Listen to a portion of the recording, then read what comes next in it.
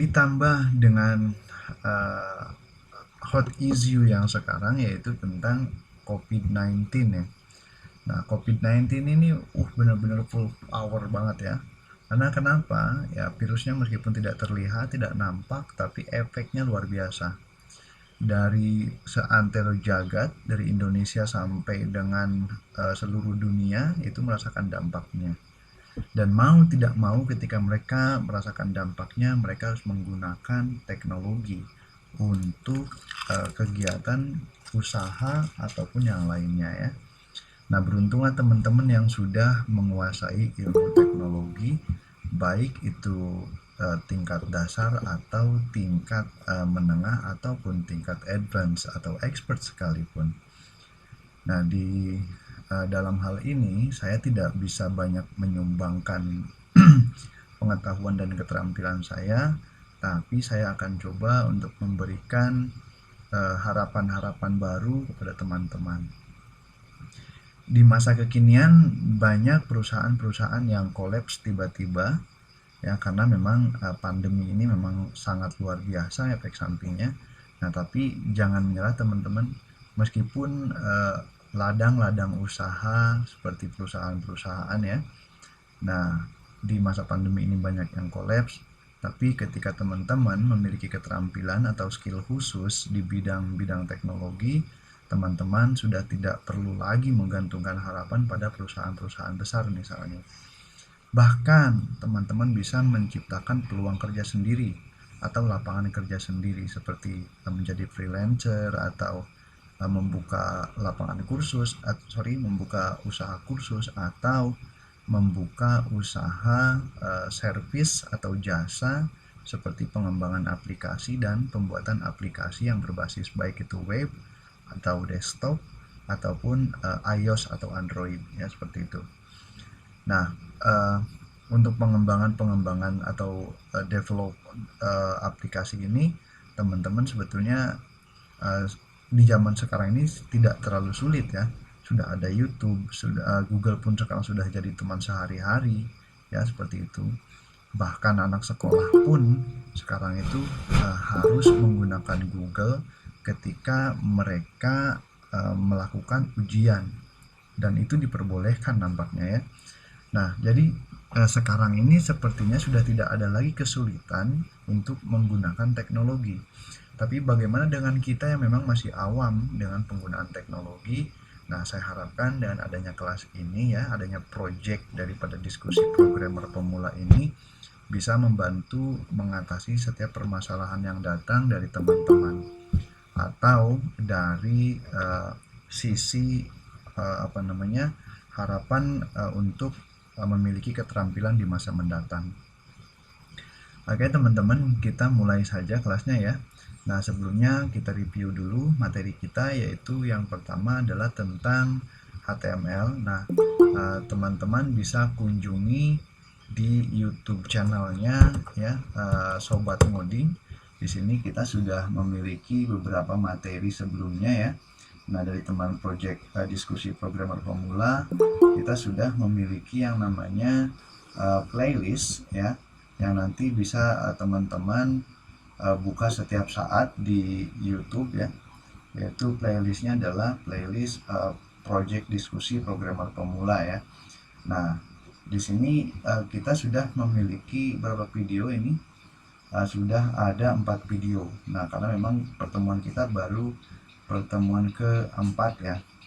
Nah, jadi di pertemuan kelima ini, nah saya berharap teman-teman semuanya bisa mengikuti dan bisa mendapatkan apa yang teman-teman cari ya. Nah, apa sih sebetulnya teman-teman cari untuk saat ini adalah bagaimanapun teman-teman ketika datang ke sini adalah untuk mencari jawaban bagaimana sih menjadi seorang developer, atau bagaimana sih caranya untuk bisa membuat sebuah aplikasi ya. Nah, teman-teman silahkan kunjungi Sobat Ngoding YouTube channel ya. Di sini kita sudah ada nih playlist yang namanya Project Diskusi Programmer Pemula.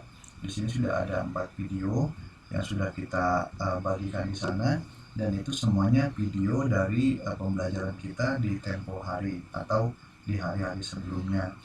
Untuk jadwal kita di Senin malam ya, atau malam Selasa itu tentang HTML, dan di malam Rabu kita CSS, di malam Kamis itu kita JS atau JavaScript, di malam Sabtu kita PHP, dan di malam Senin itu kita SQL ya sekarang ini. Nah, bagi teman-teman yang berminat juga dengan belajar bahasa Inggris, silahkan teman-teman ikuti kelasnya di malam minggu ya. Ada kelas bahasa Inggris dengan Google Meet juga, dan bertemu dengan saya juga. Nanti saya share linknya ya. Dan bagi teman-teman yang ingin ikut join di diskusi programmer pemula di Telegram, silahkan teman-teman kunjungi atau bergabung di link berikut ya. Nah, silahkan teman-teman yang mau bergabung ya, atau yang bergabung di WhatsApp juga boleh ya, di Sobat Ngoding Pemula di sini. Nah, ini link grupnya atau grup linknya nanti saya bagikan dulu. Oke, dan ini saya copy, saya bagikan ke teman-teman ya. Nah, ini setiap saat kita selalu berdiskusi di sana ya. Nah, nanti materi-materinya itu banyak sekali, ada 4 di sana ya, tapi tiap nanti pelajaran itu bergantian seperti itu. Nah, untuk kawan-kawan yang sudah join di sini ya, jadi malam ini adalah malam Senin, maka kita akan membahas tentang SQL ya. Nah, mohon dimaklum teman-teman, karena saya ini sebetulnya bukan expert, tapi saya adalah seorang learning by doing ya. Jadi nanti ketika menemui kesalahan-kesalahan atau mungkin kesulitan dalam menerima materi yang saya ajukan, teman-teman silahkan jangan ragu, jangan malu untuk bertanya. Nah, kenapa ini saya buka? Karena ini ya, waalaikumsalam ya, enggak apa-apa, silakan ya. Jadi di sini kita memang open diskusi ya, jadi silahkan teman-teman yang mau tanya, yang mau memperbaiki, atau semisal saya melakukan kesalahan. Nah, ketika saya melakukan kesalahan, saya jadi teman-teman jangan dibenarkan ya, nanti kita perbaiki bareng-bareng ya, karena kesalahan kalau dibenarkan nanti kemanapun kita salah terus ya. Oke, baik teman-teman, seperti biasa sebelum kita mulai, mari kita berdoa dulu supaya apa yang kita pelajari malam ini benar-benar memiliki faedah di kemudian hari ya, baik itu untuk diri kita pribadi dan juga untuk kebersamaan lingkungan sekitar, atau juga untuk bahkan saya ingin ini kita bisa bermanfaat untuk bangsa dan negara kita. Baik, berdoa menurut kepercayaan masing-masing, dimulai. Amin. Oke. Jadi malam ini kita akan lanjut di materi kita, yaitu tentang namanya SQL ya teman-teman. Ya. Jadi si SQL ini nanti berbeda dengan bahasa-bahasa yang lain ya. Kalau di pertemuan pertama kita menggunakan yang namanya HTML. HTML ini adalah root dokumen ya daripada sebuah website. Kalau CSS itu styling ya, kalau JS itu nanti ada namanya manipulate DOM. Kemudian kalau PHP itu adalah server side scripting, dan kalau SQL ini biasanya lebih kepada database gitu ya. Nah, untuk SQL ini apa sih sebetulnya? Baik, sebelum saya mulai, ini layar screen saya jalan nggak? Jalan ya, oke, terima kasih. Oke, nah sekarang kita akan memulainya dengan mengenal SQL. Oke, materi malam ini kita beri judul dengan mengenal SQL, dan sebetulnya ada tambahannya ya, plus study case atau studi kasus. Nanti kita akan belajar mengenal studi kasus dengan menggunakan SQL, PHP, CSS, HTML, dan mungkin ada tambahan JavaScript bila diperlukan ya. Oke teman-teman, masih kembali dengan saya Hasan ya. Quote malam ini, niat, waktu, guru, teman, dan bekal adalah hal yang tidak bisa dipisahkan untuk masa depan kamu. Artinya apa? Ketika kita sudah memiliki niat tapi belum punya waktu ya, kita masih kebimbangan ya. Ada niat, ada waktu, belum ada guru juga sama. ada niat, ada waktu, ada guru, ada teman ya. Mungkin kalau teman ini sifatnya fleksibel ya, bisa dengan teman atau tanpa teman kalian bisa. Nah mungkin yang terakhir nih, yang bekal ya, mau tidak mau bekal itu harus disiapkan guna mencapai mimpi besar yang akan kita raih, seperti itu ya. Nah jadi 1, 2, 3, 4, dan 5 ya, ini minimalnya harus ada. Ini adalah hal-hal yang tidak bisa dipisahkan ketika kita memang ingin mempelajari sesuatu. Oke. Dan apa sih itu SQL? Nah ya, SQL ini singkatan daripada Structured Query Language ya. Nah, structure ini artinya telah terstruktur. Query ini adalah artinya sebuah permintaan atau request ya. Namun language ini adalah bahasa. Artinya bahasa permintaan yang sudah terstruktur. Nah, berarti ada aturan-aturan main yang harus digunakan ketika kita akan menggunakan SQL ini ya. Nah, artinya dalam SQL ini meskipun dia tidak termasuk dalam bahasa bahasa ya seperti yang lain seperti PHP dan lain sebagainya. Nah, tapi ini merupakan bahasa yang distandarkan oleh Amerika ANSI itu kepanjangannya ya, dan ISO itu sudah distandarkan ya. Nah, artinya si SQL ini sudah diakui keberadaannya oleh orang ISO, juga orang ANSI ya. Nah, kepanjangan SQL sendiri yaitu Structure Query Language ya. Oke, nanti akan kita kupas lebih dalam lagi ke depannya. Dan kemudian apa sih itu SQL? Ya, secara bahasa SQL itu dalam bahasa Inggris ya, a standard language for storing, manipulating ya, kemudian retrieving data in databases. Nah, artinya apa? Bahasa standar yang digunakan untuk menyimpan, kemudian memanipulasi dan mengambil data dari database ya. Ingat teman-teman, di sini berarti kita akan mengenal juga yang namanya database. Seperti pertemuan sebelumnya di pertemuan PHP ya, kita telah menyinggung banyak sekali nama-nama database, bahkan kita mengambil sampel seperti Facebook dan Google ya. Ini ketika bermain dengan database dan PHP seperti itu. Oke ya, untuk pengertiannya saya harapkan teman-teman sudah bisa pahami ya, bahwa SQL ini adalah bahasa standar yang digunakan untuk menyimpan. Nah, berarti nanti kita akan melakukan penyimpanan data, kemudian memanipulasi.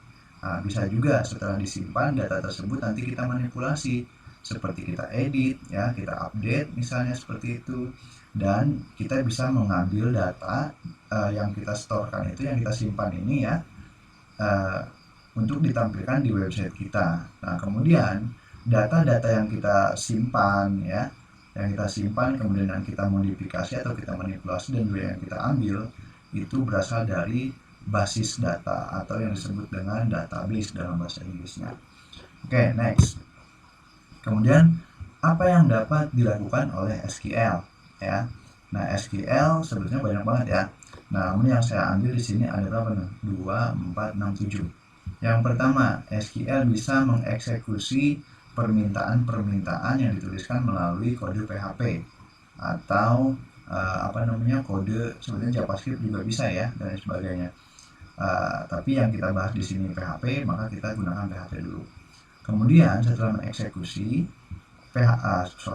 SQL juga bisa meretrieve data ya, artinya meretrieve data ini menerima data seperti itu.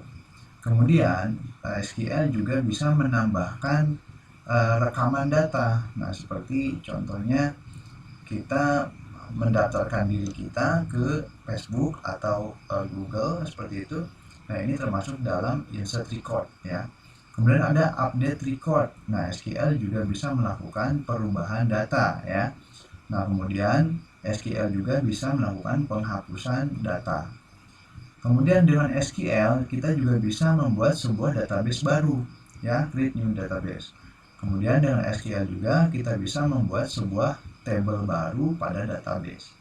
Ya, karena pada dasarnya database ini harus memiliki sebuah table ya, seperti itu. Seperti rumah juga harus memiliki sebuah kamar. Anggap saja ya, database ini rumah dan table ini adalah kamarnya. Nanti tinggal di dalam kamar itu apa aja yang akan kita siapkan atau apa aja yang harus berada di dalam kamar tersebut atau di dalam table tersebut. Misalnya di dalam kamar kita harus menyiapkan satu, misalnya apa namanya, lampu ya. Nah misalnya light, sorry ini bukan bahasa Inggris, ngapain nulis bahasa Inggris? sebentar ya. Oke. Salah ya. Nah misalnya kita mau masang lampu di kamar, kemudian ada kasur ya. Nah, nanti di dalam database juga di sebuah table itu harus ada yang namanya kolom atau field yang nanti digunakan untuk memanipulasi datanya ya, seperti itu. Oke, 7 hal yang kita ambil tentang SQL. Mudah-mudahan ini nanti membantu kita ke depannya. Jadi yang pertama, SQL ini bisa mengeksekusi perintah-perintah dari bahasa pemrograman yang lain. Kemudian juga bisa meretrieve data, mengambil data, bisa juga menambahkan rekaman data, mengupdate rekaman data, menghapus rekaman data, membuat database baru, dan membuat table baru pada database seperti itu. Nah, kemudian selanjutnya kenapa harus kita gunakan SQL atau kenapa kita harus menggunakan SQL ya?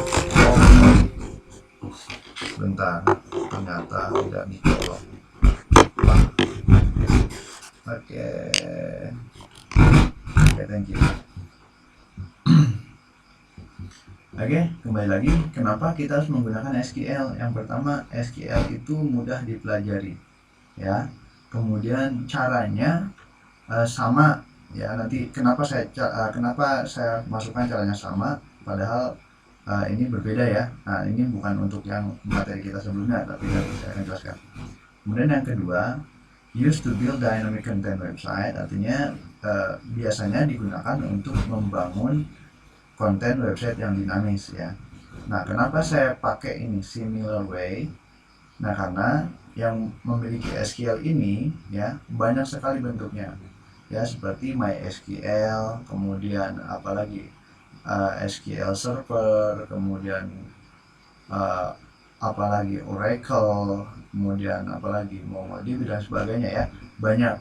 Nah, makanya ketika teman-teman belajar SQL itu semuanya akan lebih mudah ya ketika teman-teman sudah mengenalnya salah satunya. Nah, kebetulan dalam studi kasus kita ini ya kita akan menggunakan yang namanya MySQL. Oke. Nah, nanti di pertemuan ini kita juga akan melakukan studi kasus untuk project kita ini ya. Nah, jadi untuk yang nomor 2 ini nggak apa-apa di skip dulu aja ya. Nah, yang SimilarWay ini. Nah, intinya si SQL ini adalah mudah dipelajari ya. Karena bahasanya gitu-gitu aja kalau yang namanya SQL itu ya. Meskipun nanti merambah ke Oracle, ke Mongo, ke mana lagi, ke yang lain lah, intinya yang masih memiliki structure query language itu ya. Nah, kemudian biasanya digunakan untuk membangun website yang memiliki kontennya dinamis seperti itu. Contohnya mana? Contohnya yang kemarin itu sudah kita bahas ya, seperti Facebook dan Google, yaitu kontennya dinamis. Ya. Oke, lanjut ya. Jadi before you start, jadi sebelum Anda memulai ya, harus diperhatikan dulu bahwa yang akan kita bahas di sini adalah tentang MySQL ya. Nah, MySQL ini nanti kita harus juga memiliki beberapa hal untuk bisa menjalankan MySQL. Nah, yang pertama untuk pengguna PC, silahkan gunakan Exam ya. Yang kemarin sudah saya minta untuk menginstalnya ketika kita melakukan belajar yang namanya PHP ya. Nah, XAMPP, salah ya, XAMPP ya, Exam-nya 2 ya, seperti itu ya. Nah, kemudian kalau pengguna handphone, nah ini pengguna handphone nih, silakan install yang namanya KS Web atau sejenisnya ya. Ini namanya KS Web. Nah, teman-teman silakan install. Kenapa saya merekomendasikan ini? Ya karena ini lebih mudah aja digunakan gitu ya. Seperti itu. Dan kemudian nanti kita akan bekerja juga dengan yang namanya phpMyAdmin. Apa ini phpMyAdmin? Nah, jadi nanti ini adalah alat yang untuk apa namanya? Yang biasanya digunakan untuk memanage administrasi dari codingan PHP ya. Ini dengan PHP dengan SQL itu tidak terpisahkan. Nah, banyak sekali para programmer yang menggunakan yang ini ya, phpMyAdmin untuk mengontrol database yang dibuat ya, seperti itu. Nah, kemudian MySQL ini juga nanti akan kita proses melalui PHP yang sudah kita pelajari di pertemuan sebelumnya. Nah, nanti setelah ini terkumpul semuanya ya, nah ini dua ini yang atas ini namanya web service ya, atau web server seperti itu, web server, jelek amat tulis S-nya ya. Oke, web server, sorry tulisannya kebagusan. Oke, nah nanti dari web server ini ya kita akan berkomunikasi dengan PHP, kemudian dari PHP kita komunikasi dengan phpMyAdmin ya, nanti baru ke MySQL, dan MySQL ini baru nanti jadilah sebuah database atau basis data yang nanti kita buat ya. Oke, selanjutnya itu kita review di pelajaran yang lalu bahwa sebuah website ya, sebuah website itu yang pertama yang ada dalam website itu adalah root element, di mana root element ini kita gunakan HTML sebagai root elementnya ya. Kemudian ada yang namanya styling element atau styling HTML, itu ada namanya CSS, ini juga kita sudah pelajari ya. Kemudian ada lagi yang namanya manipulasi DOM ya, yaitu dengan menggunakan JavaScript ya, kita sudah pelajari. Kemudian ada server side scripting, yaitu dengan PHP. Dan sekarang kita akan menggunakan database, yaitu dengan SQL ya. Nah, nanti ini ketika teman-teman ingin membangun sebuah website ya, yang 1, 2, 3, 4, 5 ini tidak terpisahkan ya. Bahkan nanti mungkin teman-teman butuh semacam library atau apapun itu, dan mereka pun bagian-bagian daripada berlima ini ya, bagian-bagian daripada HTML, CSS, JS, PHP, dan SQL ya. Nah, mungkin nanti ada pembagian-pembagiannya ya, seperti JavaScript, ada apa namanya, TypeScript, dan lain sebagainya ya. Oke, ini review saja untuk teman-teman. Selanjutnya, nah sekarang kita akan mengimplementasikan ya dari pembelajaran kita yang lalu, yaitu pembelajaran HTML, CSS, JavaScript, PHP, dan SQL ini. Nah, pada studi kasus, yaitu langganan berita. Jadi flow-nya seperti ini. Yang pertama, kita buat dulu yaitu sebuah formulir ya dengan menggunakan HTML. Kemudian setelah dibuat formulirnya, kita beri styling form itu dengan CSS ya. Kemudian setelah itu kita kirim data dengan menggunakan PHP.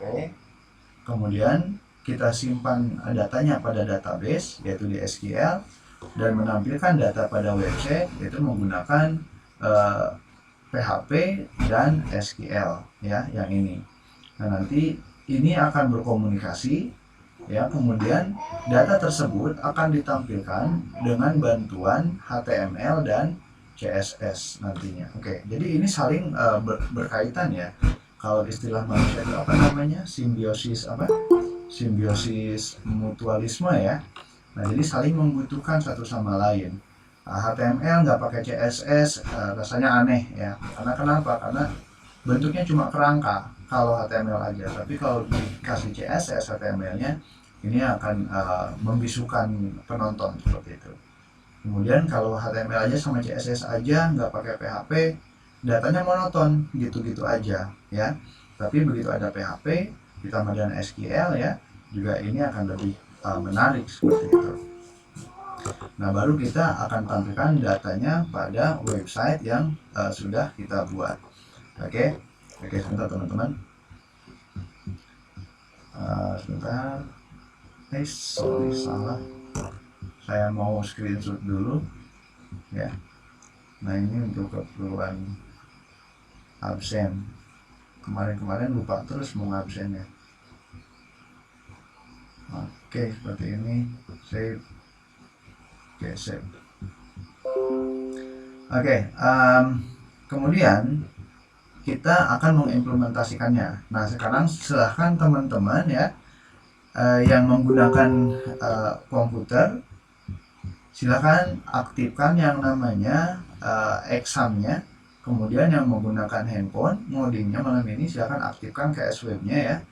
Dan silahkan buka kode editornya masing-masing. Ya, kemudian siapkan nama file dengan ekstensi PHP.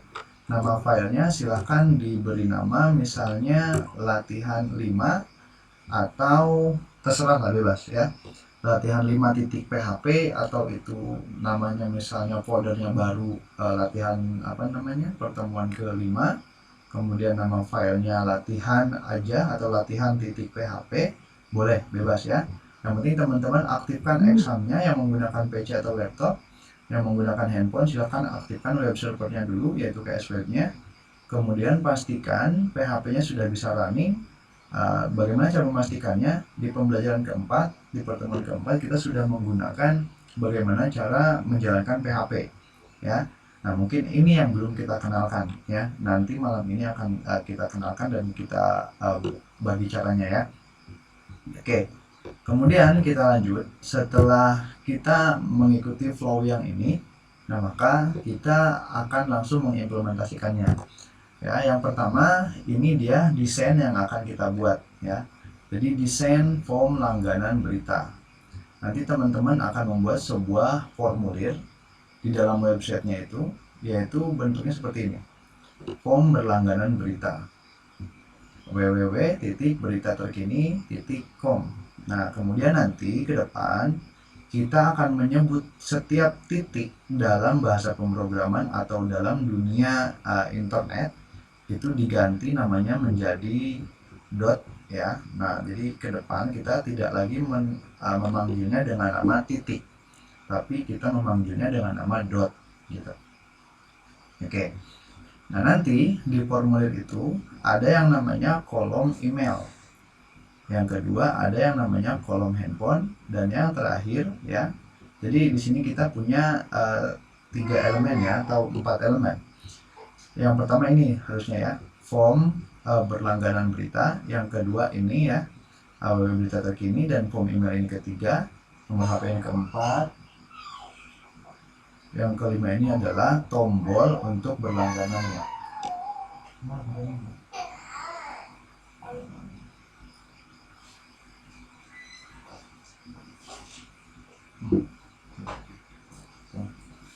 Oke, nah jadi ke depan atau malam ini kita akan membuat sebuah desain form berlangganan berita terlebih dahulu. Oke, kalau sudah dibuka kode editor, kemudian yang di laptop boleh pakai Visual Code Studio atau boleh menggunakan Sublime Text, Notepad++, atau yang lainnya.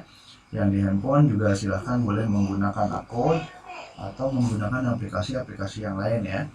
Nah, sekarang kita langsung ke langkah berikutnya, yaitu kita membahas tentang elemen HTML.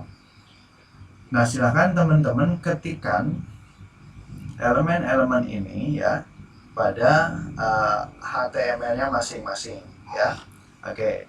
Nah, sambil menunggu teman-teman, saya juga akan membuat folder ini ya, sambil mempraktikkan. Teman-teman yang di laptop atau yang di handphone modingnya silahkan perhatikan baik-baik. Karena saya tidak bisa switch dari laptop ke handphone mode ya, yang di handphone ini, karena kemarin saya sudah coba pakai emulator tapi nggak jalan ya, karena berat. Oke, jadi akan saya coba sekarang untuk membuat sebuah folder baru menggunakan ini ya. Nah, menggunakan Sublime. Oke, di sini saya akan buka folder baru ya di htdocs ya teman-teman. Jadi bagi teman-teman yang sudah di komputer atau di laptop, teman-teman silahkan buka htdocs-nya ya. Nah, kemudian kemarin kita punya latihan 4. Nah, sekarang kita buat folder baru. Misalnya kita beri namanya berita ya. Kita buat berita saja. Berita, kemudian folder itu kita enter ya. Nah, sekarang folder berita ini kita buka. Nah, silahkan select folder. Nah, kalau yang di handphone, itu silahkan buka yang namanya yang di handphone. Yang di laptop itu silahkan buka terlebih dahulu yang namanya exam ya. Nah, exam ini fungsinya sebagai web server yang nantinya akan membantu teman-teman menjalankan script daripada PHP-nya. Ingat, kalau kemarin saya cuma minta aktifkan yang Apache, nah sekarang aktifkan yang MySQL ya. Nah, silakan kalau sudah terbuka seperti ini, teman-teman klik tombol start yang ada di Apache dan MySQL 2 ya. Nah, kalau sudah, silahkan ditutup saja, di close. Nah, buka kode editornya. Kalau di sini saya menggunakan Sublime ya, seperti ini. Nah, punya teman-teman silahkan dibuka apapun itu kode editornya ya. Nah, sekarang saya buka dulu folder yang tadi sudah kita buat, yaitu berita. Oke, dan sekarang kita belum memiliki file sama sekali ya. Belum memiliki file sama sekali. Nah, sekarang kita akan membuat filenya, yaitu dengan nama file. Klik kanan new file, atau bisa menggunakan file new file ya. Nah, kita simpan dulu ctrls, atau teman-teman bisa menggunakan file save. Nah, kemudian isi di sini saya buatnya misalnya index saja, index.php. Ingat ya, dari pertemuan keempat dan pertemuan kelima kita tidak lagi menggunakan akhiran .html seperti ini ya, tapi kita menggunakan PHP seperti ini. Nah, kalau sudah, silahkan di save ya. Nah, kemudian kita akan mendapatkan file baru di sini, index.php ya. Nah, tugas kita sekarang adalah mengetikkan kode yang sudah saya berikan di slide ini ya. Sekarang kita ikuti dulu kodenya. Bagi teman-teman yang di handphone, silakan gunakan akun untuk mengetik kode yang ada di layarnya masing-masing ya. Oke, seperti ini. Jadi nanti kita ngoding bareng nih. Oke, saya ini dulu. Jadi yang pertama kita buat dulu yang namanya HTML-nya dulu. Nah, kalau di di komputer itu enak sekali ya. Jadi teman-teman ketika mengetikkan HTML saja itu sudah satu struktur langsung ada semua. Ya, ada HTML, ada head, ada body, ada HTML juga. Tapi bagi teman-teman yang di HP itu rasa-rasanya harus mengetik dari awal sampai akhir ya. Nah, tapi nggak kenapa-napa. Ini karena ini adalah proses belajar. Oke, sekarang saya akan menambahkan yang namanya meta name viewport ya. Oke, meta, kemudian saya ganti name viewport, kemudian kontennya saya berikan with device with initial scale, kemudian 1.0. Oke, selesai. Yang atas tinggal yang bawah. Nah, di title, oke, saya kecilkan dulu. Di title kita isi dengan langganan berita seperti itu ya. Nah, kemudian di bawahnya apalagi ada head, body, kemudian form berlangganan berita. Oke, sekarang kita buat namanya form atau H1 seperti ini, form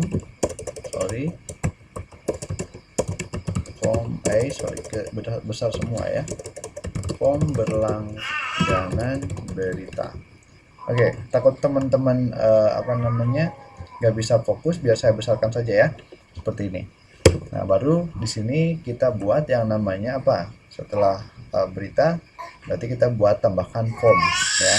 Oke, sekarang kita ketik form seperti ini ya, form seperti itu. Nah, kemudian kita tambahkan di sini dalamnya adalah method. Kemudian di sini kita kasih post. Kemudian kita tutup ya. Di formnya kita tutup dulu. Oke. Nah, setelah formnya ditutup, baru kita buat yang namanya apa lagi? Div yang memiliki kelas group ya, seperti itu. Oke, div seperti ini, group seperti ini. Nah, kalau di kalau di komputer itu ngodingnya lebih enak ya, karena banyak yang namanya keunggulan-keunggulan di kode editornya masing-masing, snippet ya. Nah, nanti di dalam grup ini baru kita buat elemen yang namanya input sebanyak 3 kali. Yang pertama untuk email, yang kedua untuk nomor HP, yang ketiga untuk tombol simpan. Oke.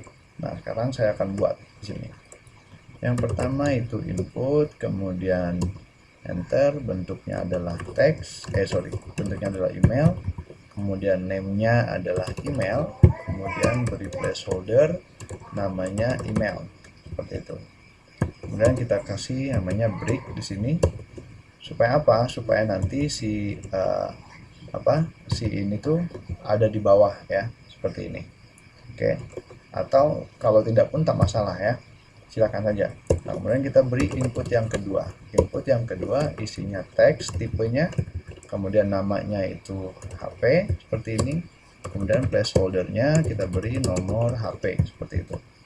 Dan yang ketiga kita beri lagi input ya. Kemudian bentar,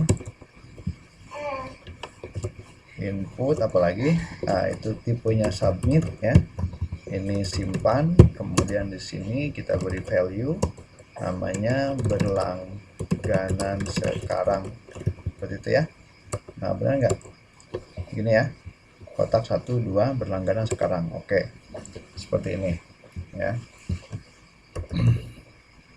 Oke, nah sekarang sebelum kita mulai lebih jauh, sekarang saya ingin ini kita perlihatkan dulu ya, atau kita buka dulu menggunakan browser.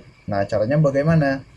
Caranya adalah buka browsernya, kemudian buat tab baru dan ketikkan di sana localhost seperti ini, localhost garis miring, yaitu folder yang kita buat tadi, yaitu folder yang namanya berita ya, seperti ini. Nah, coba kita buat dulu, kita buka dulu seperti ini. Apakah sudah berjalan? Oke, forbidden ya. Nah, kenapa ini forbidden? Sebentar, saya salah mau ke TFS. Oke ya. Nah, jadi hasilnya seperti ini teman-teman ya. Nah, hasilnya seperti ini. Ada form berlangganan berita, ada email ya, ada HP, kemudian ada berlangganan sekarang. Yang saya buat ya, ini hanya menggunakan HTML ya. Nah, sedangkan harusnya ekspektasinya itu ada seperti ini bentuknya ya. Nah, maka seperti yang tadi saya jelaskan, ketika membangun website hanya bermodalkan HTML, ini akan sedikit bagaimana ya, tampilannya kurang menarik dilihatnya ya. Oke. Ketika kita menggunakan CSS ya, maka tampilannya akan sedikit berbeda. Nah, maka dari itu kita lanjutkan slide-nya, yaitu menuju CSS styling ya, karena yang ini sudah cukup ya. Nah, sekarang pakai CSS styling, dimana CSS styling ini saya akan menggunakan inline CSS ya, untuk menginput atau untuk membuat tampilan form kita supaya lebih menarik dilihat. Oke, nah sekarang kita mulai saja. Nah, di sini di bawah title kita ketik style seperti ini ya. Oke, wait a minute. Oke. Nah, di bawah style ini, di bawah title ini kita buat style seperti ini. Ingat ya teman-teman, kalau yang di handphone itu ngetiknya diketik aja style seperti ini, kemudian tutup style juga ya. Nah, nanti di tengah-tengah style ini baru kita ketikkan kodenya. Nah, yang di sini ini ada bintang ya, kemudian buka tutup kurung kurawa, ada box sizing, titik 2, border box. Ingat ya. Nah, ketika kita membangun sebuah styling di CSS, ingat, yang pertama adalah selektor, kemudian yang kedua adalah propertinya, yang ketiga adalah value-nya ya. Jadi propertinya apa nih? Propertinya box sizing. Nah, kemudian value-nya border box. Oke, perhatikan ya. Nah, kemudian kita buat di sini bintang ya, kemudian buka tutup kurung seperti ini. Kita ketikkan box sizing, kemudian titik 2 border box ya. Border box seperti ini. Ya. Nah, ini saya jelaskan dulu sebentar. Yang bintang ini untuk mereset atau untuk membuat settingan semuanya secara standar ya secara standar atau default pada program kita nanti. Oke. Kemudian yang kedua, di sini ada selektor H1. Nah, artinya properti dan value yang ada di sini ini untuk memodifikasi elemen H1. Nah, sekarang pertanyaannya, adakah elemen H1 yang kita buat di formulir kita? Nah, kita lihat di sini. Oh, di sini ternyata ada, ya. Nah, maka nanti ini secara default atau secara aturan dia harus mengikuti aturan yang akan kita buat, ya. Nah, kita buatkan dulu. Selektornya H1, buka tutup kurung kurawa. Kemudian kita lihat apa saja properti dan value-nya.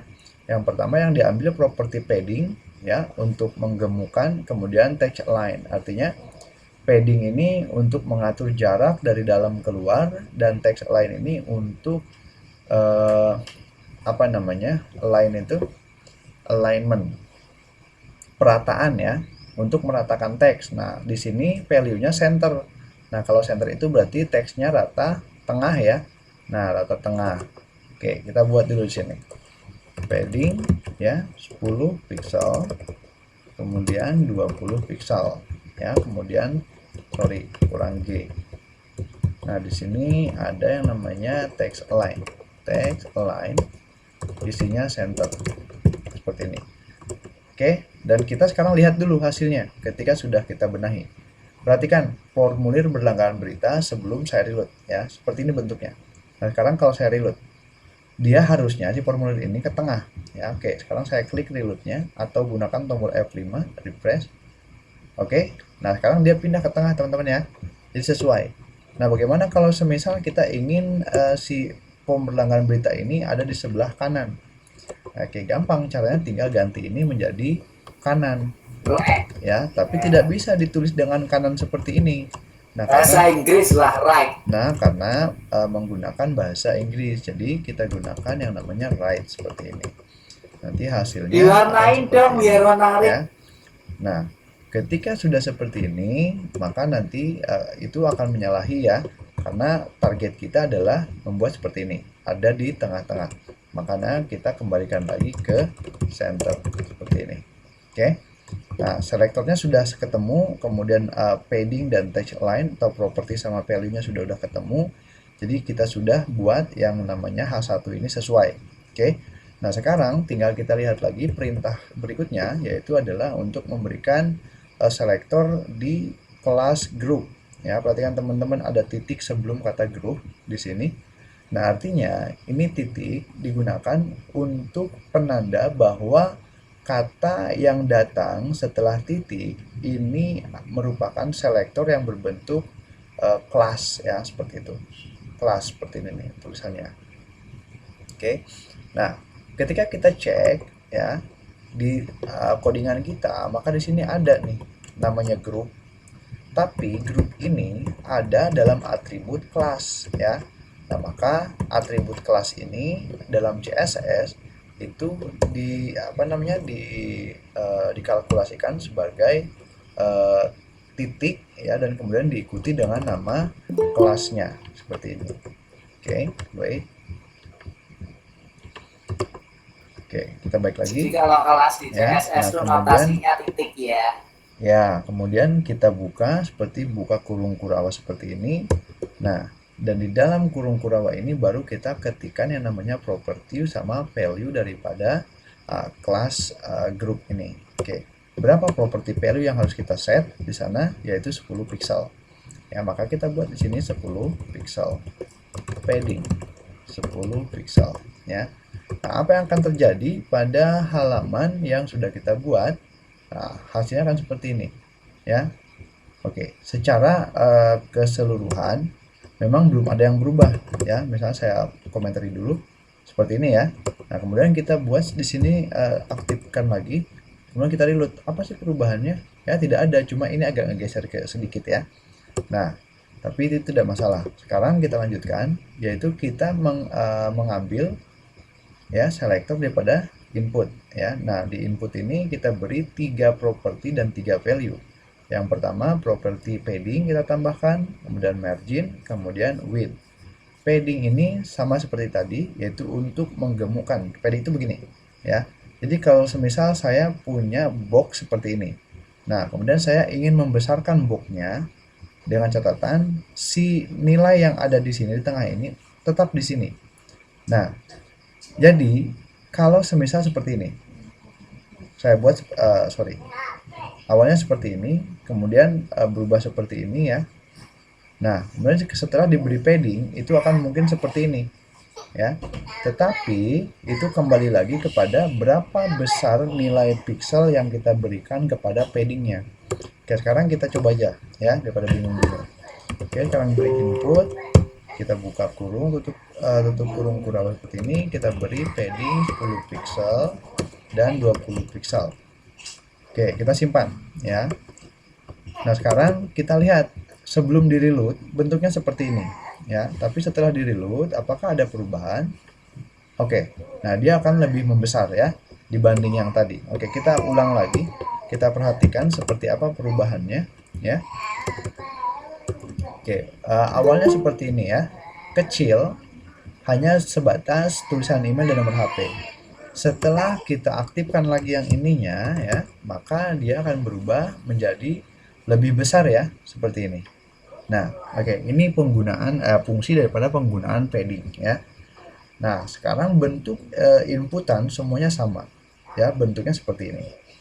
Nah, sekarang di sini kita diminta untuk memberikan margin dan lebar daripada input itu, elemen input ya. Nah, di sini kan ada elemen input nih. Nah, 3 ya. Di sini ada elemen input 3, yaitu yang pertama tipenya email, text, sama submit.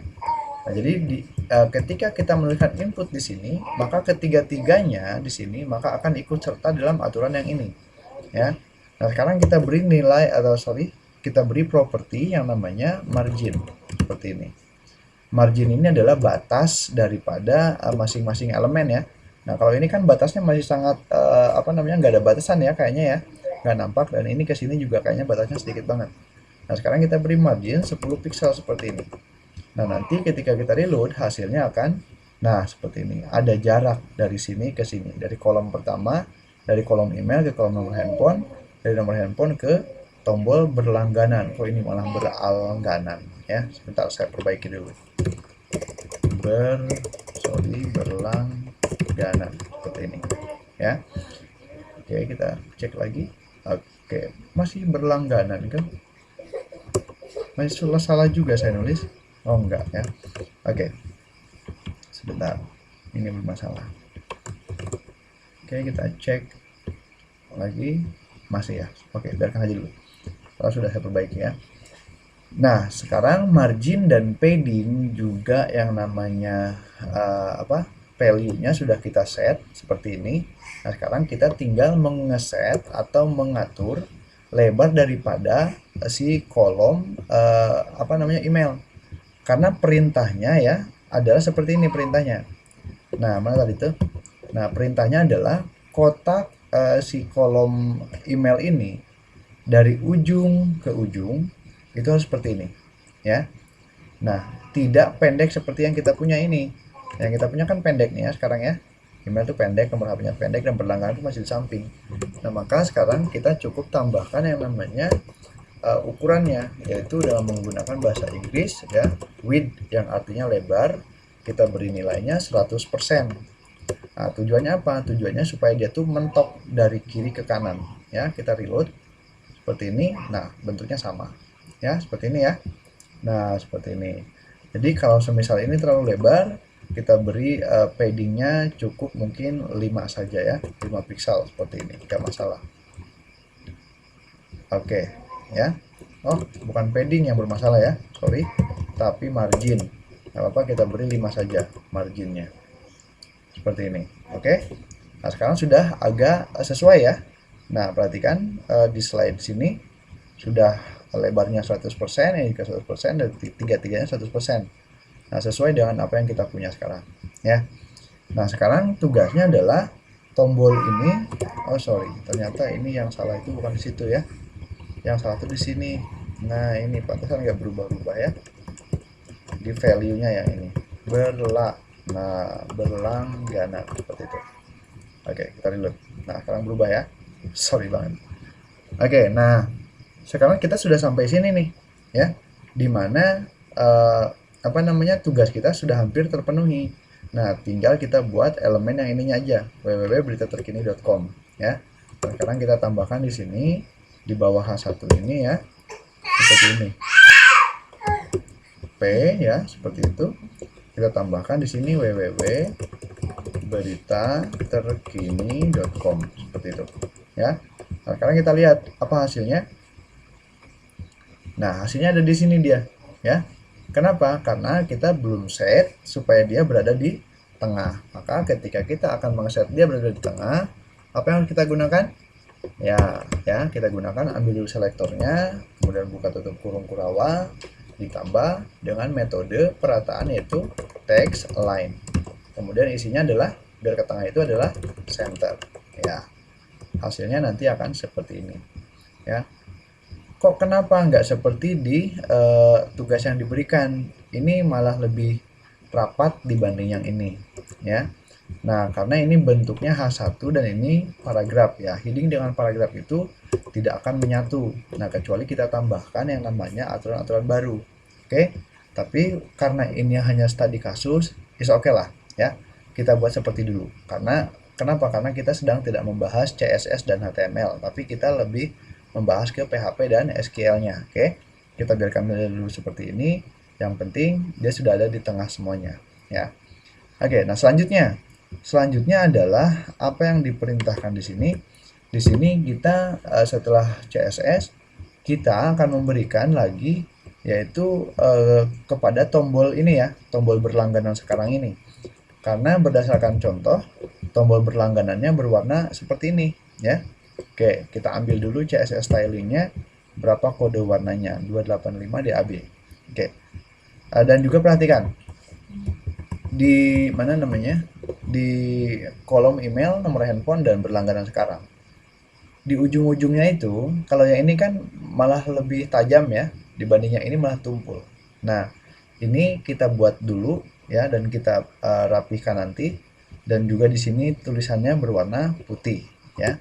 Oke, kita buat sekarang. Jadi di yang terakhir ya, itu kita akan mengambil nilai input atau elemen input ini ya dengan atribut tipenya submit.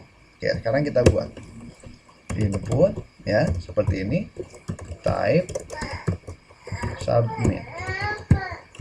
Nah, sekarang kita lihat properti dan value yang disuguhkan. Yang pertama, dia mengatur border radius. Border radius itu tadi yang kita bahas ya. Nah, kalau yang satu tajam seperti ini, karena ini tidak diberikan properti dan value daripada border radius. Tapi nanti kalau sudah diberi border radius, nah di sini itu akan hilang ininya ya. Nah, maka dia akan berbentuk seperti ini, lebih lembut bentuknya. Nah, oke, sekarang kita beri border radiusnya yaitu sebanyak 4 pixel, misalnya seperti ini. Nah, sekarang kita lihat langsung hasilnya dah ya, kalau kurang percaya. Oke, sekarang kita simpan dulu ini, file, save, kemudian kita buka, kemudian kita reload. Perhatikan, ini bentuknya sama semua ya. Nah, sekarang kita reload. Nah, kalau kita reload, hasilnya akan berbeda. Perhatikan ya. Nah, kalau ini tajam, ini lebih lembut ya kelihatannya. Oke, bentar. Nah, sekarang kalau masih dianggap kurang, silahkan teman-teman tambahkan lagi, misalnya 14 seperti ini ya. Nah, kemudian teman-teman reload seperti ini. Nah, hasilnya akan seperti ini ya. Nah, itu balik lagi kepada teman-teman bentuk daripada tombolnya mau di seperti apa kan. Nah, sekarang kita kembali lagi, dia memiliki warna latar ya, seperti ini, warna latarnya biru ya yang tadi itu ya. Oke, kita masukkan di sini. Kita set propertinya yaitu background color ya. Oke, background color, kemudian beri hashtag dan masukkan nilainya 285 DAB. 285 DAB. Oke, seperti ini.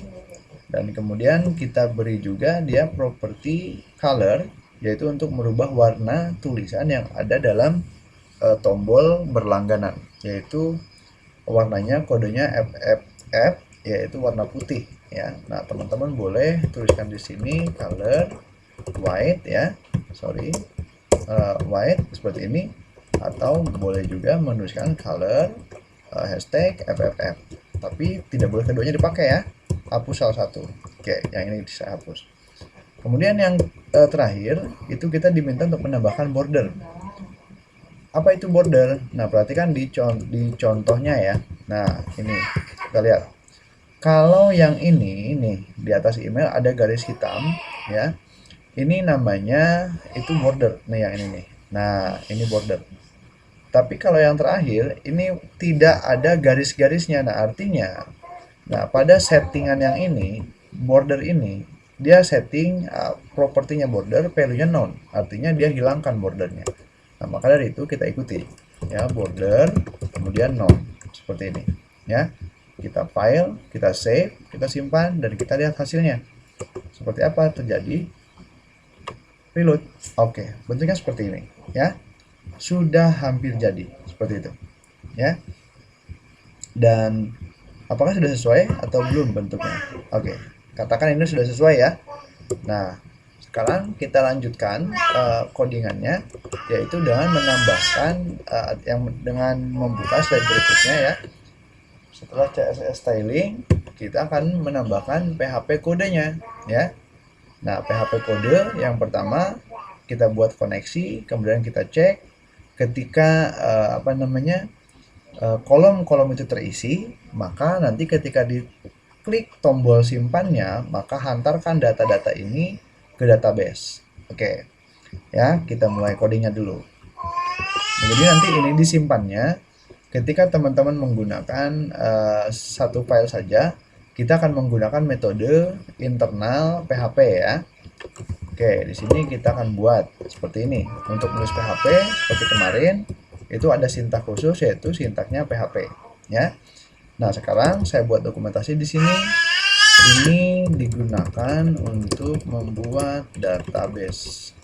Untuk membuat koneksi ke database ya, seperti itu. Oke, yang pertama yang harus kita buat adalah nama variabel.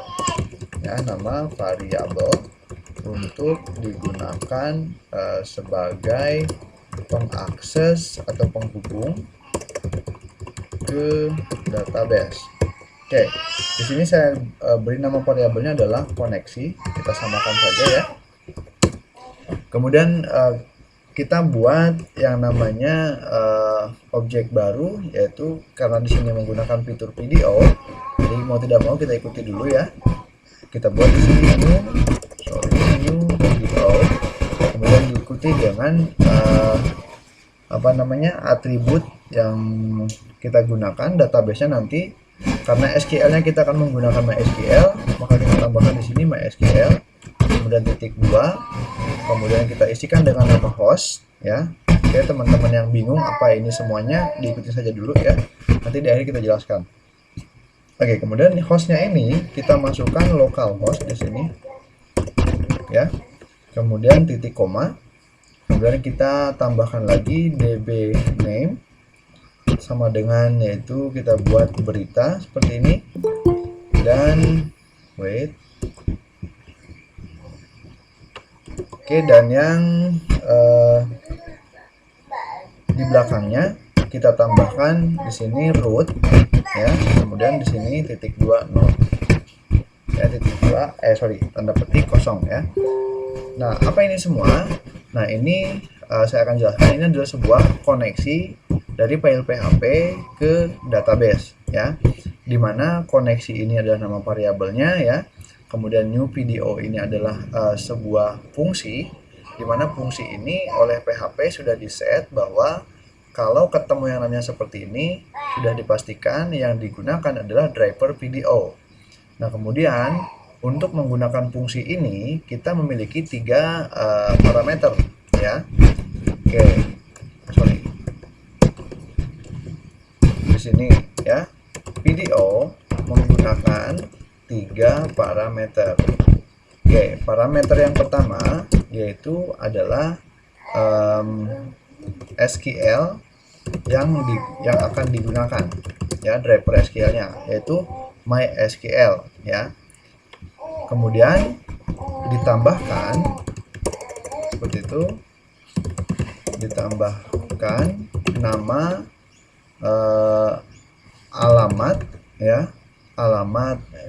namanya host daripada penyedia hostingnya itu ya. Nah, karena kita sifatnya offline, maka kita tuliskan yaitu localhost ya, seperti itu. Oke. Nah, kemudian diikuti juga, ditambahkan juga dengan nama database-nya, seperti itu ya. Nah, mana database-nya? Yaitu database berita. Oke. Kemudian yang kedua, itu harus diikuti parameter yang keduanya diisi dengan nama username ya. Oke, nanti saya bahas username ini. Kemudian yang ketiga yaitu diisi dengan password daripada PHP My Admin ya. Ini juga sama, username PHP My Admin. Oke, karena tadi sudah kita bahas PHP My Admin ya, maka kita akan ikuti lagi, kita akan singgung lagi tentang penggunaan PHP My Admin. Jadi di sini ada username, ada password ya. Nah, yang root ini adalah username daripada PHP My Admin ya. Kemudian yang kosong ini adalah passwordnya daripada PHP My Admin. Kenapa di sini kosong tidak diberikan password? Karena secara standar, secara default ya, itu yang namanya PHP My Admin itu tidak diberi password ketika menginstalnya. Nah, beda halnya ketika teman-teman memasukkan password. Nah, silahkan ketikkan passwordnya di sini. Misal kalau mengetik kalau membuat passwordnya 12345, nah silahkan isi teman-teman di sini passwordnya, oke? Karena di sini PHP My Admin saya tidak menggunakan password, maka saya biarkan kosong. Nah, kemudian pertanyaannya, PHP My Admin yang mana? Oke, saya akan tunjukkan. Seperti ini PHP My Admin, ya. Oke, saya buka di sini. Kita ketik localhost PHP My Admin. Ya. Dan ini adalah tampilan daripada PHP My Admin, ya. Nah, karena yang punya saya ini sudah login, maka ini auto login ya. Nah, beda halnya kalau saya keluar dulu nih. Mana keluar tuh? Ini ya, logout. Oke, kita logout dulu. Misalnya, saya tunjukkan yang namanya apa itu? Empty session data, bukan logout ya. Mana logout ya? Home, empty session. Ini nggak ada logoutnya kah? Mana logoutnya? Clear. Setting user account. Bentar ya. Nah, di sini ada nih user account. Ini ada yang namanya username, ada password, ada hostname ya. Nah, hostname ini adalah karena kita menggunakan yang namanya komputer lokal, maka dibacanya localhost. Bisa juga teman-teman dengan mengetikkan 127.0.0.1 atau bisa juga menggunakan yang namanya .2.2.1 ya, atau menggunakan localhost saja. Nah, karena yang kita gunakan adalah yang paling bawah yang ini ya, dan di sini ada tulisannya password no. Nah, buat teman-teman yang menggunakan password, silahkan buka user account-nya. Nanti di sini bakal nongol passwordnya ya. Nah, ketika ini kita log out, nah maka nanti kita diminta untuk memasukkan password, oke? Tapi saya lupa mau logoutnya di mana ini, ya. Oke, tunggu. Nah, ini adalah PHP My Admin ya. Nah, nanti ke depan kita akan membuat sebuah database dengan nama berita ya. Nah, tadi di sini saya sudah punya nama berita ya. Nah, ini tadi saya buat untuk percobaan sebelum memulai kelas. Nah, maka saya hapus dulu ya, biar nanti teman-teman juga bisa membuat database-nya ya. Oke, dan menghapus database itu harusnya seperti ini. Mana itu? Hapus databases, check privilege atau buka. Oke, kita drop dulu yang ininya ya, dan kita hantarkan juga. Oke, ya, clear table, go to database, operation, create database, remove database ya. Oke, drop this database. Oke, Nah, sekarang hilang. Nah, kita kembali lagi ke codingan ya. Ini jadi koneksi ini yang pertama ya. Jadi sekarang kita harus buat dulu koneksi ini biar connect ke yang namanya database. Oke.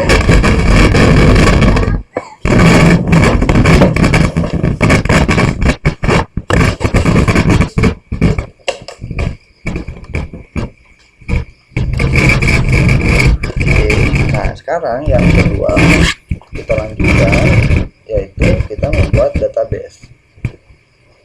Jadi kita masuk ke dalam PHP My Admin ya.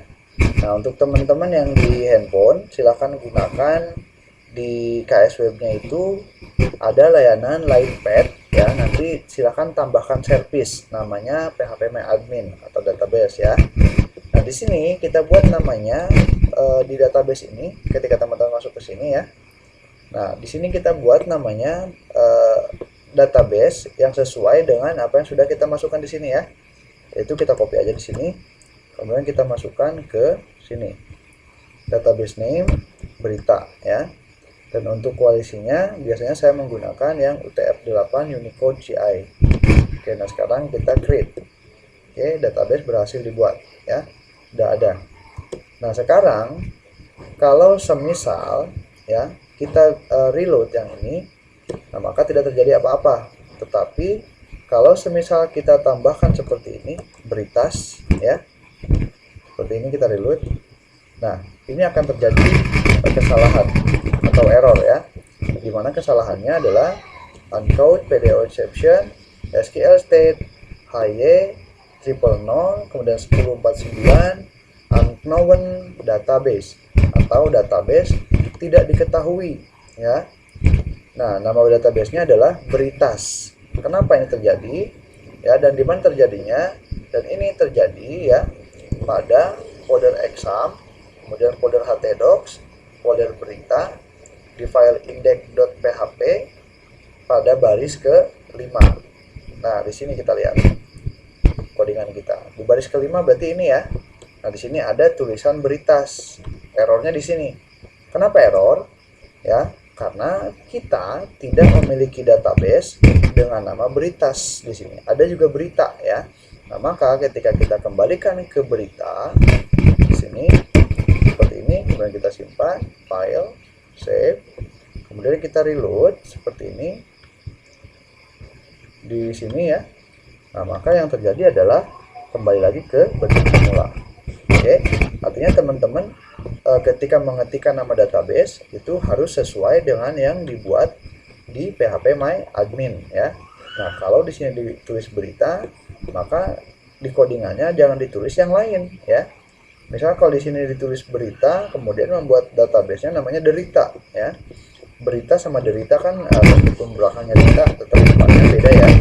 Nah, sekarang bagaimana caranya supaya ketika si tombol ini diklik ya, nah data yang kita masukkan di sini misalnya sama di sini misalnya itu bisa langsung kekirim kemana, ke sini ya, ke database. Nah, sekarang kita buat nih di sini ya. Oke, tapi saya akan masukkan dulu di sini beberapa fitur. Itu kita akan memberikan jumlah nomor handphone ini kan paling banyak itu 12 atau 13 ya. Nah, kita atur, kita beri atribut max length 13 ya. Seperti ini kita simpan. Kemudian kita reload. Nah, kalau sebelumnya kita bisa mengetikkan angka banyak di sini, tapi sekarang tidak bisa. Nah, contoh ya seperti ini, kita simpan, kemudian kita reload ya. Nah, nomor handphone ini sini kita bisa ketik banyak nih. Nah, ketika kita beri atribut yang tadi ya, nah maka ini akan cukup diisi dengan 13 angka. Meskipun kita mengetikkan lebih, itu tidak akan muncul ya. Maka di sini nanti wajib diisi dengan nomor handphone. Misalnya seperti ini tuh. Nomor handphone kan 12 ya, ditambahkan dengan berarti 13. Ketika kita tambahkan yang lain itu tidak bisa. Oke. Nah, sekarang kita akan membuat ini supaya bekerja. Jadi setiap kita ngisi data di sini, misalnya email baru @gmail.com, kemudian diisi nomor handphone 123456789 kan seperti ini. Kemudian kita klik di sini. Nah, maka harusnya data itu masuk ke sini ya, ke database berita. Oke. Nah, sekarang akan kita coba. Caranya bagaimana? Caranya adalah dengan menambahkan codingan. Seperti ini codingannya. Nah, yang pertama kita beri kondisi dulu. Jika ya pada kolom itu tidak kosong, artinya kolom yang email dan kolom nomor handphone ini terisi data ya. Di sini kita berikan nilai post atau perintah post ya dari formulir ini. Bentar, ini saya klik dulu. Nah, kemudian kita tambahkan di sini itu nama parameter daripada nama tombolnya ya. Kita copy ya. Nama tombolnya kita masukkan di sini ya. Nah, kemudian kita buka tutup kurung bawah di sini. Nah, di sini kita akan mengambil nilai ya atau tulisan atau apapun yang diinput oleh user dari kolom email seperti itu ya. Nah, maka sama dengan koneksi, maka kita akan menggunakan yang namanya variabel. Nah, di sini kita gunakan variabel misalnya email sama dengan seperti ini ya. Oke, untuk $_post ini nanti saya jelaskan. Kemudian ini diisi sesuai dengan nama daripada kolomnya ya. Nah, di sini kan ada atribut name. Nah, ini namanya atribut ya. Ini sama dengan nama. Berarti yang emailnya ini kita copy, kita taruh di sini. Nah, kalau yang post underscore ini apa? Nah, yang $post ini adalah fitur PHP yang mana fitur ini digunakan untuk ketika user mengisikan sebuah data pada kolom dan ini akan dikirim ke database, maka menggunakan fitur post. Ada lagi yang menggunakan fitur get ya, tapi di sini kita menggunakan fitur post ya, karena ini sifatnya adalah menyimpan ya, kita Oke, perhatikan setiap baris codingan PHP itu diakhiri dengan tanda titik koma. Nah, kemudian kita buat yang kedua ya, jadi variabel yang kedua itu adalah apapun yang diinput oleh user dari kolom nomor HP ya, seperti itu. Nah, maka kita buat variabelnya HP seperti ini, kemudian seperti ini post sama, dan kita isikan dengan HP. Oke, sebelum kita pastikan ini HP, kita pastikan dulu ke bawah bahwa name-nya sama HP ya. Oke, name-nya HP. Oke, jadi sudah sesuai. Nah, dua data ini ya nanti akan dikirim kemana? Ke database yang kita sudah buat tadi ya, dengan catatan di database ini kita harus membuat sebuah table ya nanti untuk menyimpan datanya. Oke. Nah, karena di sini kita belum membuat table, maka nanti kita akan membuat table dulu ya. Tapi kita selesaikan dulu codingannya. Oke. Jika tidak kosong pada formulir, kemudian tombol simpannya diklik, maka dua variabel ini harus disimpan datanya. Yang pertama kita buat dulu query-nya. Nah, ini kita bicara dengan query ya. Nah, ini yang hubungannya dengan SQL. Query itu ada macamnya. Saya tambahkan dulu komentari. Ini untuk menyimpan data, oke. Atau dalam bahasa Inggrisnya apa? Store data ya, menyimpan data ke database dari PHP. Caranya adalah yaitu yang namanya menyetor atau menyimpan berarti menambah. Berarti kita menggunakan apa? Kalau dalam bahasa Inggris tambah itu apa? Ada add, ada insert ya. Maka di sini kita tambahkan, kita gunakan insert. Oke. Yang SQL ini dia tidak tidak sensitif case ya. Jadi kalian boleh ketikkan di sini huruf kecil semua atau huruf besar semua. Bisa seperti ini. Insert into, kemudian nama table di sini, nama table ya. Nah, karena kita belum buat nama tablenya, maka kita pastikan dulu nama tablenya atau kita tentukan, yaitu nama tabelnya adalah pelanggan sesuai dengan nama formnya, yaitu form berlangganan berita. Oke, insert into pelanggan, kemudian kita masukkan dulu di sini data yang akan kita masukkan. Apa data yang akan kita masukkan adalah email dan HP, ya. Kita beri di sini email, HP, ya. Jadi kalau kita memasukkan data yang lebih dari satu, maka setiap satu data itu pisahkan dengan koma, ya. Baru kita isi di sini value-nya. Value itu adalah nilai yang akan kita simpan ke dalam tabel pelanggan di kolom email dan kolom HP. Urutannya juga harus sesuai. Kalau misalnya di sini pertama email, maka di sini tidak boleh ditulis HP terlebih dahulu, ya. Ini di sini juga harus diisi dengan email terlebih dahulu. Tapi di sini tidak, saya tidak akan menggunakan itu, tapi kita akan menggunakan di sini tanda tanya, ya. Nanti baru kita set di sini, save variabel baru, kemudian kita buat di sini koneksi, kemudian row function, ya. Beri namanya itu prepare, seperti ini. Prepare ini apa maksudnya? Prepare ini adalah untuk menyiapkan sejumlah data yang akan kita kirim ke database. Nah, data yang akan kita kirim berapa? Jumlahnya adalah 2. 1 data email, 2 data HP. Nah, berarti di sini kita masukkan dulu. Apa yang akan kita masukkan? Yaitu query-nya. Seperti ini, ya. Nah, query yang ini yang akan kita masukkan. Oke, ini kecilin dulu. Berarti kita tidak perlu mengetikkan ulang di sini, ya. Nah, kita cukup ambil nama variabelnya aja. Kita copy, kita simpan di sini, ya. Nah, karena dalam PHP ketika kita memasukkan ini sama dengan JavaScript, ya, makanya sudah dianggap bagian daripada ini semua. Nah, sekarang kita buat lagi save, kemudian kita buat binding param, ya. Binding param seperti ini. Kemudian kita urutkan nomornya, datanya. Yang pertama email, yang kedua HP. Berarti di sini kita masukkan data pertama adalah email. Seperti itu. Dan kita copy ke bawah. Nah, di sini kita buat nomor keduanya adalah data HP. Nah, nanti yang tanda tanya ini akan menyesuaikan dengan urutan binding paramnya, ya. Binding parameternya. Seperti itu. Nah, kemudian yang terakhir adalah save, kemudian execute. Artinya kalau sudah dipastikan data yang pertama itu adalah apa dan data yang kedua itu adalah apa, ya. Kalau di sini ada email dan HP, maka kita langsung execute, ya. Artinya di data yang ini kita eksekusi. Nah, ketika data ini dieksekusi, maka semuanya yang ada di sini itu akan tersimpan ketika tombol yang ada di bawah ini diklik, ya.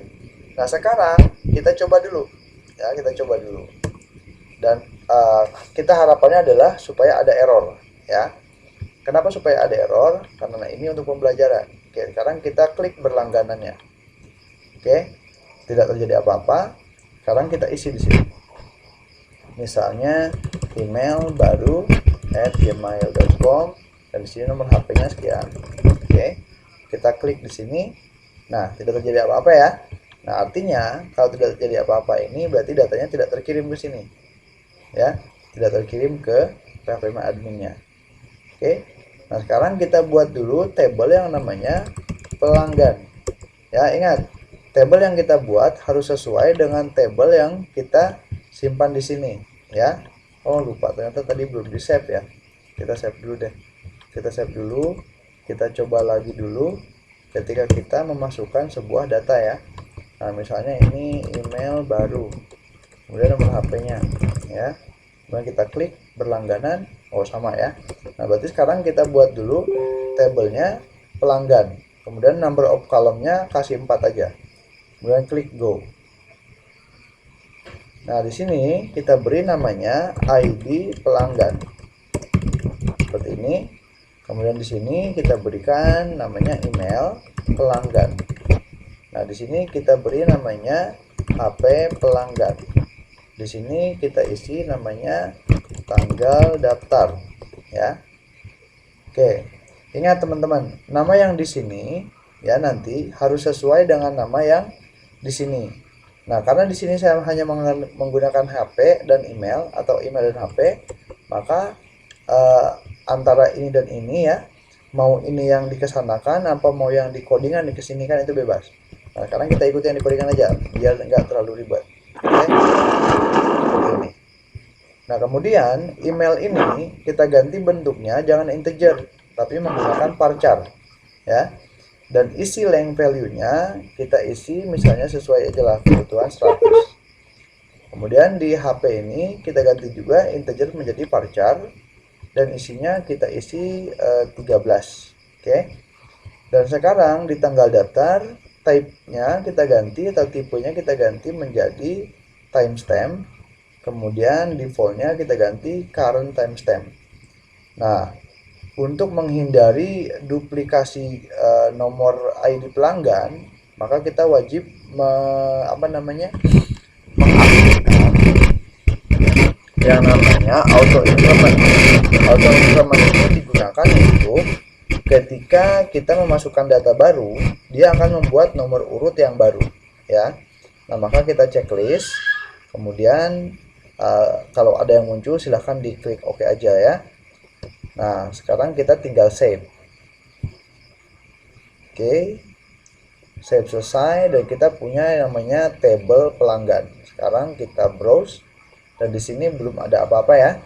Nah, sekarang kita coba lagi yang tadi yang di formulir kita di awal. Oke, apakah ini sudah bisa berhasil atau belum? Sekarang kita cek dulu di codingan kitanya. Oke, formulir sudah beres ya, post, kemudian grup, email dan sebagainya. Nah, sekarang kita coba dulu untuk memasukkan sejumlah data. Misalnya di sini saya buat email baru @gmail.com. Nomor handphonenya bebas ya. Oke, cukup dan kita klik berlangganan sekarang. Oke. Nah, ini sudah kita klik dan tadi sudah reload juga ya, sudah loading juga. Nah, sekarang kita cek di yang namanya PHP adminnya. Kita browse. Nah, datanya sudah masuk ya. ID pelanggannya 1, email barunya yaitu emailnya emailbaru.gmail.com, kemudian nomor HP-nya 1234 sekian sekian sekian. Dan tanggal daftarnya tahun 2021 bulan 6 tanggal 27 jam 9 lewat 5 menit 49 detik. Oke, kalau semisal saya buat yang baru lagi datanya misalnya di sini email saya @gmail.com. Nomor handphonenya saya ganti menjadi seperti ini ya. Sekarang kita klik lagi berlangganan sekarang. Nah, kemudian kita buka lagi localhost-nya atau PHP adminnya, klik di browse. Nah, harusnya datanya ada 2. Oke, berhasil ya. Nah, sekarang ketika saya buat lagi data yang baru, misalnya di sini email teman saya @gmail.com. Ini misalnya kita beri nomor seperti ini ya. Kita klik berlangganan sekarang dan kita lihat hasilnya, kita refresh ya, datanya ada juga, ID-nya 3 ya. Nah, kemudian ini sudah kita selesai ya, sesuai dengan instruksi yang ada di sini ya. Yang pertama adalah buat form HTML udah, beri styling form CSS sudah, kirim data dengan PHP udah, simpan data pada database udah. Nah, yang terakhir kita adalah menampilkan data pada website kita. Oke. Nah, sekarang kita akan menampilkan data pada website kita ya. Nah, caranya adalah dengan menggunakan menambahkan elemen HTML baru, yaitu dengan menggunakan elemen table. Oke, kita mulai menggunakan table. Tunggu sebentar ya, saya melakukan sesuatu.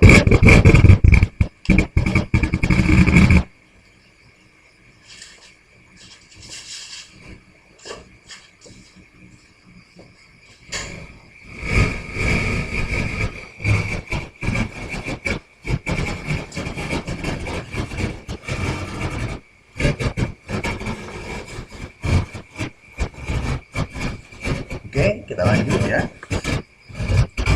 Nah, sekarang kita akan menampilkan data pada website kita ya, sesuai dengan instruksi. Oke, berarti yang kita butuhkan adalah sekarang sebuah space atau ruangan untuk menampilkan data ya. Nah, tapi kita tidak akan membuat data yang ribet-ribet dulu ya. Nah, sekarang saya pisahkan dulu yang atas formulir, yang bawah ini data kita. Nah, sekarang untuk menampilkan data itu akan sangat mudah sekali. Oke, caranya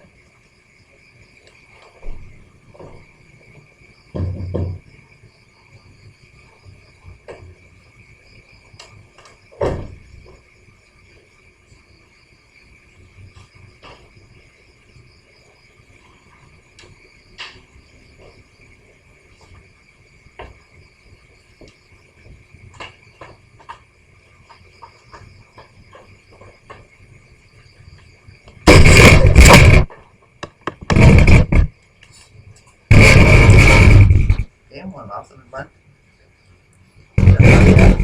Nah, caranya adalah dengan menggunakan codingan PHP, yang mana codingan itu nanti akan kita gunakan untuk mengambil data dari database ya.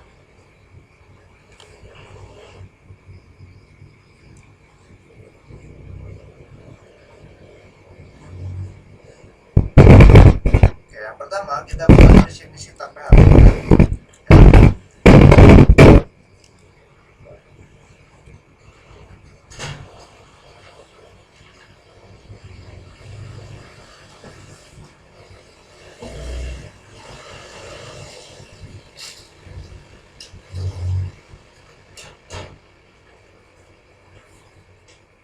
Oke, mohon maaf teman-teman kalau ini banyak banget gangguannya ya. Oke, nah sekarang kita akan tampilkan datanya. Caranya menampilkan data yaitu dengan menggunakan fitur select ya di SQL. Oke, sekarang kita mulai saja. Kita buat variabel namanya query tampil ya, seperti itu. Isinya adalah select ya from. Nah, artinya adalah select dari ya. Apa yang diselect dari mana ya? Yang pertama kita buat di sini select semua ya. Nah, maka kita gunakan tanda bintang. Select semua data dari table. Nama tabelnya aja ya. Apa tadi tabelnya? Pelanggan ya. Pelanggan ya. Oke, sudah segini aja. Tampilkan semua atau ambil atau pilih semua data yang ada pada tabel pelanggan, itu artinya ya. Nah, sekarang kita akan buatkan persiapan daripada si database itu untuk menampilkan data.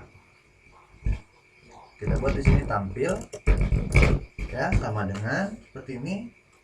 Kemudian kita buat lagi koneksi seperti ini, lalu beri tanda panah, kemudian kita buat yang namanya prepare. Oke, kita masukkan di sini query tampil ya, seperti yang tadi.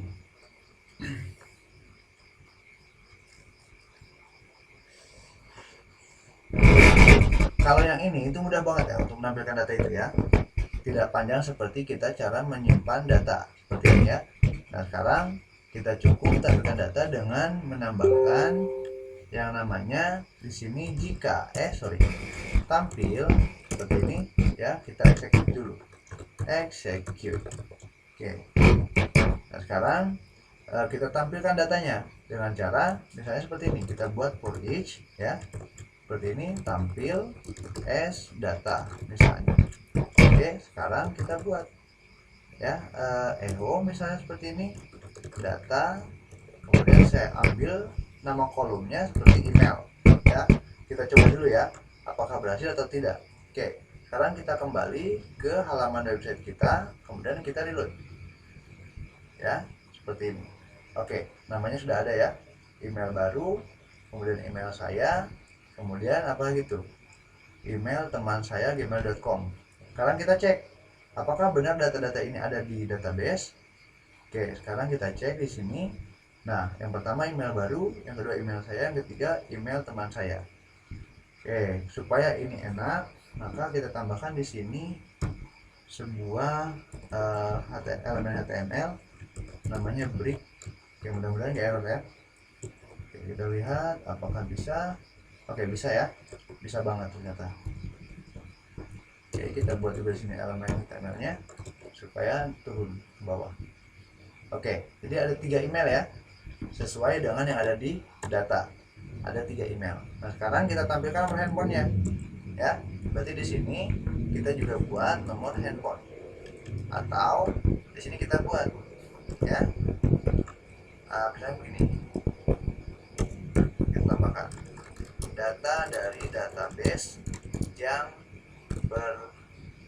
yang ke seperti ini. Nah, nanti kita ambil di sini nilainya. Yang pertama adalah menggunakan ID ininya ya, ID pelanggan. Nah, kemudian yang kedua email, dan yang ketiga adalah nomor HP. Oke, kita cek apakah berhasil. Oke, error di line berapa ini? Sintak unvected titik di line 74, di nomor 74. Oke, ini kelebihan. Kita cek ini juga ya. Oke, kita press lagi, kita reload, dan datanya keluar semua ya.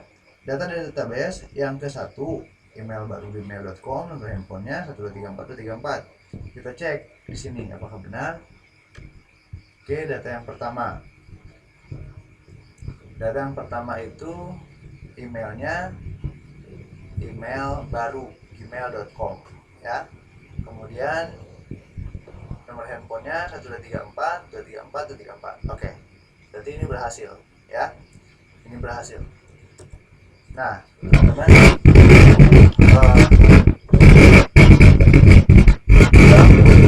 ya, atau dua bahasa SQL yang sudah kita gunakan. Yang pertama untuk menginsert data, dan yang kedua untuk menampilkan data ya.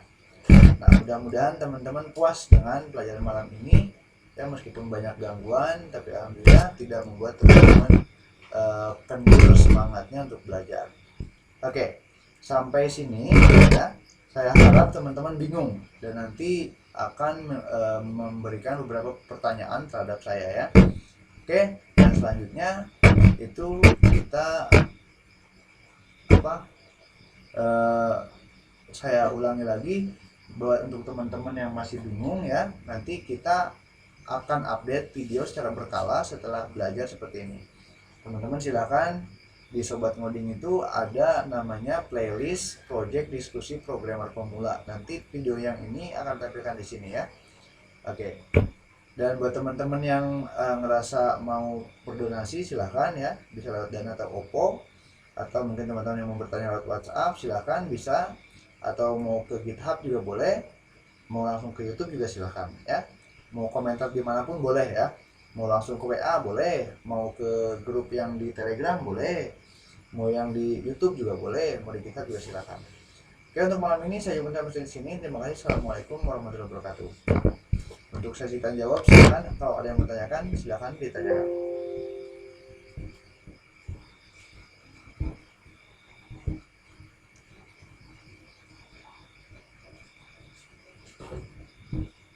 Oke teman-teman, ada yang mau tanyakan silakan.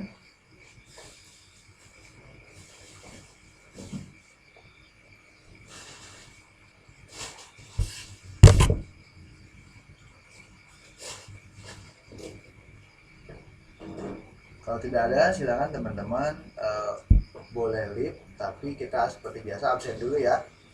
Absen dulu. Bagi teman-teman yang dari SMA silakan aktifkan kameranya, atau teman-teman yang lain juga boleh silakan aktifkan kameranya. Ya, nggak ada bang. Ya, sudah komposok.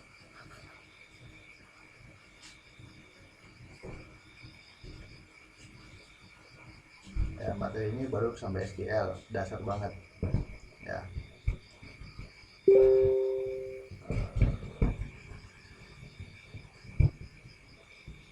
Oh ya, channel YouTube-nya tadi apa ya? Bentar Pak. Channel YouTube-nya itu nanti saya kopak di sini. Ada ini. Pas. Silakan.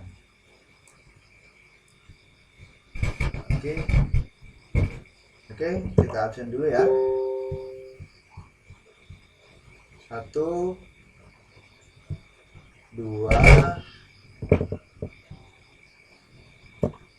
3.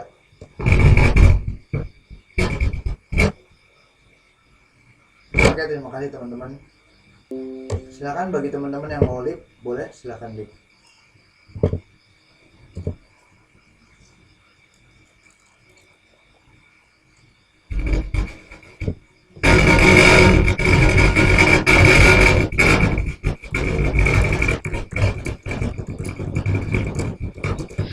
Terima kasih atas sharing ilmunya, Bang. Iya, sama-sama.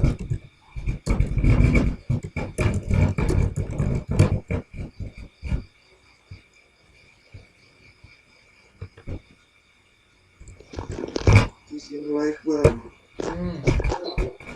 Monggo.